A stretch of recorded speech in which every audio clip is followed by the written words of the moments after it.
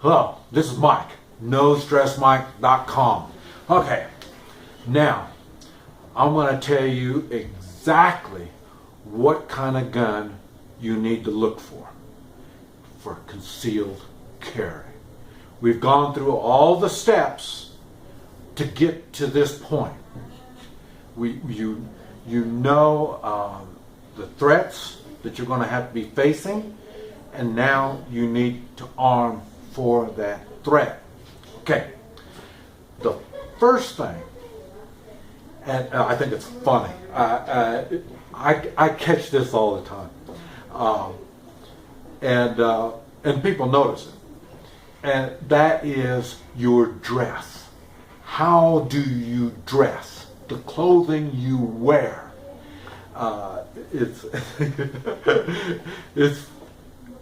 I had a comment one time when the guy said, "I don't dress the way you do, so I can't carry the way you do."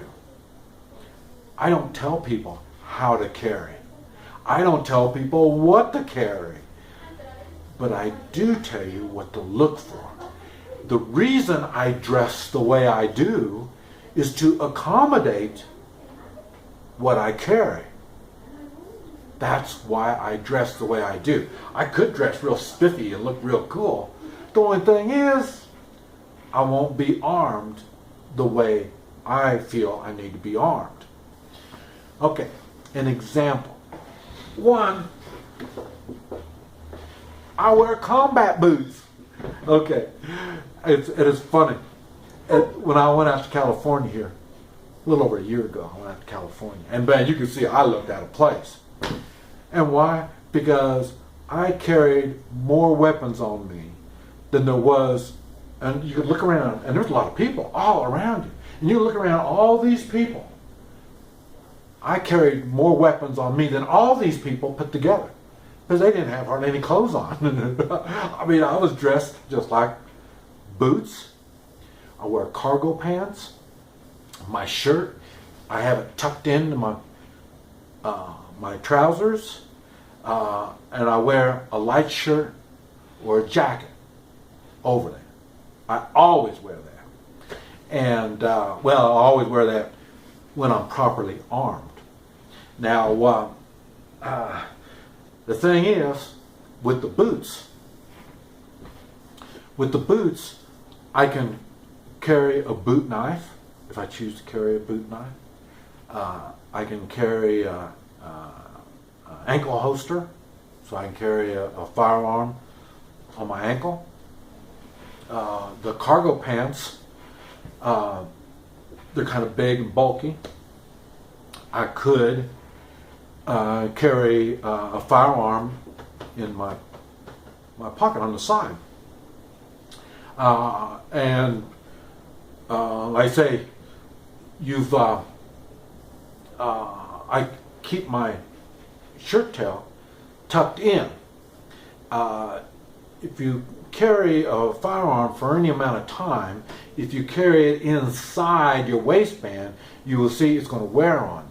This, I've got the material on my shirt that will protect me, so it won't dig into me if I choose to carry like that. And then I have I carry a holster. I can use a holster on my belt, and it's the same thing. I can put it, and when I have this on the outside, I can have a cross draw, so I can put it right there. So when I'm sitting down, you can't. It's hard to get to weapons when you're sitting down. And now I'm a little different than most people. I can shoot laying down on the ground. I can shoot on the ground. I can shoot sitting down. So when I'm at the dining room table, I'm prepared to shoot, and I can shoot standing up, and I can shoot all kinds of ways. And I'm going to get into that on how I'm capable of doing that. But like I say, the dress, I have this so I can use the cross draw. I can use it on either side because I can shoot with either hand also. And I can put it on my hips. I can use shoulder holsters. I mean, I've got many options for the way I dress. So this is what you need to consider. The first thing you need to consider is, how do you dress now? And then you're going to have to make changes on the way you dress for certain weapons that you carry. In other words, if you see me carrying bell bottoms or wearing bell bottoms,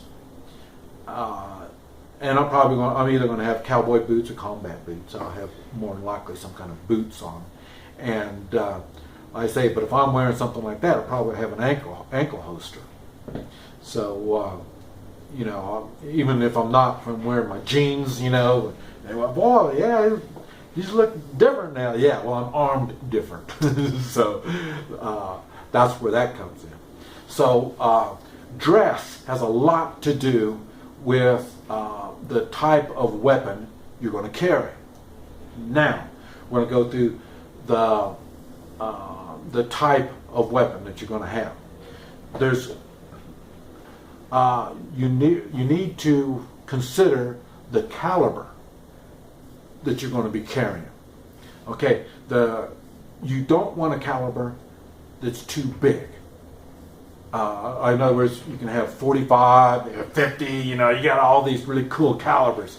But the thing is, the bigger the caliber, more than likely the bigger in the way of the size and the weight of the handgun. So in other words, the bigger the caliber, the more it's going to weigh, and the bigger it is. And the bigger it is, you can't move it quite so fast. Now, if you only have the one threat, it's no big deal. Me, I'm set up for multiple threats. I have to be able to move my weapon quickly. So that's why the bigger calibers aren't what I'm looking for. Okay, if I get too small of a caliber, then it doesn't punch a big enough hole. In other words, if somebody gets behind something, I can't get, talking about the dining room table. You know, some calibers won't go through the dining room table. Some will. So that's what I need to figure out. Which ones will. And why? Because normally I'm around people. And so I'm around restaurants and stuff like that. Now, it'd be different if I was a cowboy out in the woods somewhere, then it would be a whole lot different. And my threats would be different. So you have to, and then also when your bigger calibers, when you shoot, it's like a 45. It's boom, boom, boom. It takes time in between shots. If you had a 22, it's just beep, beep, beep, beep, beep, beep, beep, like that. Okay, so, but I look for something in the middle. So that's why I carry a 9mm. It's for that. There's people that carry the 40. They say, oh, that's much better, it had more punch and all that. Good. If I knew I was going to go up against one person, I could bring a single shot 45. But like I say, I think on my threats and I set up for my threats. So the caliber is what you need to think on. That's going to be one of the things you really need to think on. I can do follow up on rapid fire with a 9mm faster even than a 40, and for sure than a 45. And then, like I say, I'd use semi-automatics because there's more shots. Like I say, your revolvers, 5 or 6 shot. You know, so my threats come more than that. So that's why I use semi-automatic. Now, the next thing, the gun itself has to fit your hand. You should be able to lay it on the table. You should be able to pick it up, and you look at a target 6 foot away, and it's about the size of a pop can at chest high, and you look at it. You close your eyes, you bring it up, and you're going to be right on. That's the gun you want. The differences in guns is you'll have the handle, you'll have the slide of some automatics, you have the slide, and that slide will sit higher or lower, either down close to your hand or higher. Me personally, I like them down lower.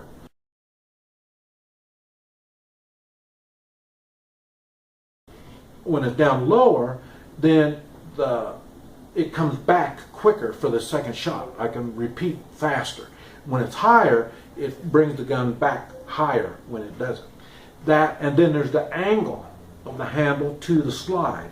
That is a consideration. And then on the handle, there's a hump on the handle. That hump is a consideration on where when you hold the gun, it'll change the angle of what it is in your hand. So these are all things that you need to consider. And then you have your double stack will make the gun wider. A single stack will make it thinner. So and it depends on your hand. But it has to fit your hand in self-defense. And the reason is you're not aiming. And in my case, I've got multiple targets. So I've got to be able to get across and be able to get them without taking the time to aim. And for me, I am fortunate because the same gun will fit in either hand. So I can shoot with either hand, or I can use two guns at the same time, even at different targets. In other words, I know there's a target over here and there's a target over here. I can get them both just like that. Because like I say, I don't need to aim. You focus on where it is. I know where it is. I come back over here. I know where it is. I know where they are. I can take my shot. And I can do that like this. They don't even see my weapons. So, bammo, I can bring it out and take my shots, and I already won. That's two right there before anybody even found out the gunfight started. Okay. So, having the proper handgun is very important. It has to fit your hand before it's going to work. Okay. Now, the next thing is the holster. When you, I'll tell you, I think it's funny. Because I've got other videos talking about holsters and stuff like that, and I get comments, people saying, well, you don't know what you're talking about, and it doesn't work. If you're going to fall down, you're going to get hurt. That's one of the best ones I love. Because one of the ways I carry is it's right up against my kidney. So then, like I say, I'm like just like that, and I got it, either one or both of them. And they say, well, if you fall down, you could injure your kidney. So it's funny because I draw my weapon. There's many times I'll be in a restaurant or standing in line. I see some shady people come in. I'll reach over here to scratch my back, and what I'm doing is I'm not scratching my back. I'm pulling my weapon out, and I'm deciding who I'm going to have to shoot first. So, as a matter of fact, when I got in a gunfight, it was in the convenience store. It was the other way around. When I was like this, they could see my hand, so I couldn't even go back like that to get my hand. But what I did is I used my other hand, and I pulled it out, and my right hand stayed down, and all I did was just set it in my hand. And then all I had to do was bring it up and take a shot. Well, I didn't bring it up. I brought it up like that and took the shot. I didn't have to aim. We're right back to the same thing. So the holster has to be something you can get to the weapon.